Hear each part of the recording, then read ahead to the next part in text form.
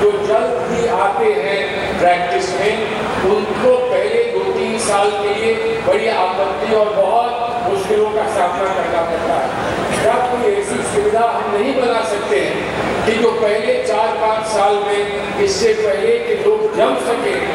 अपनी प्रैक्टिस में, हम उनको कुछ सुविधा, कुछ स्टाइपेंड्स, कुछ स्कॉलरशिप्स, कुछ सपोर्ट उनको आवश्यक है। दूसरा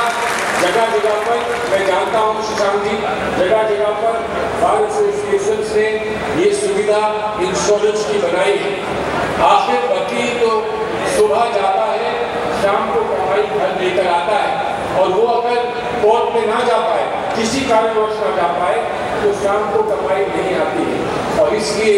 जो इंश्योरेंस पॉलिसीज का व्यवस्था है, जो बार एसोसिएशन ने कई जगह पर खत्म किए हैं, क्या उसको और व्यापक बनाकर और उसको एक स्टैट्यूटरी प्रोटेक्शन देकर हम वकीलों के लिए उसको इस प्रावधान बनाकर लागू नहीं कर सकते हैं?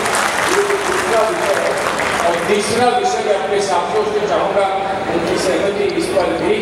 कि हमारे देश में बहुत सारा पैसा हम लोग लगाते हैं, सर्च करते हैं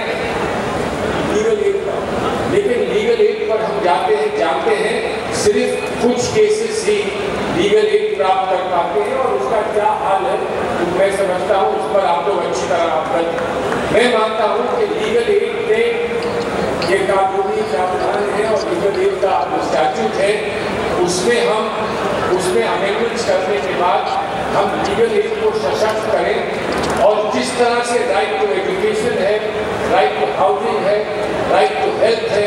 राइट टू फूड का हमने एक प्रस्ताव पार्लियामेंट के सामने रखा था, हमारी सरकार ना होने की वजह से उसको हम आगे नहीं बढ़ा पाए। मैं ये मानता हूँ कि अब समय आ गया है कि राइट टू लीगल रेमेडीज भी अब हमको कानून बनाकर लोगों को देना चाहिए, ताकि जो मध्य वर्ग के लोग हैं, जो भी एक व्यक्ति मानिए 20,000 रुपये 40,000 रुपये कमा कर आता है, उस पर अगर एक मामूली सा सिविल केस भी हो जाता है, क्रिमिनल केस में बहुत दूर है, अगर सिविल केस भी हो जाता है, तो आप और हम जब जानते हैं कि उसका क्या हाल होगा। घर की चीजें बेच कर, अपनी जायदाद बेच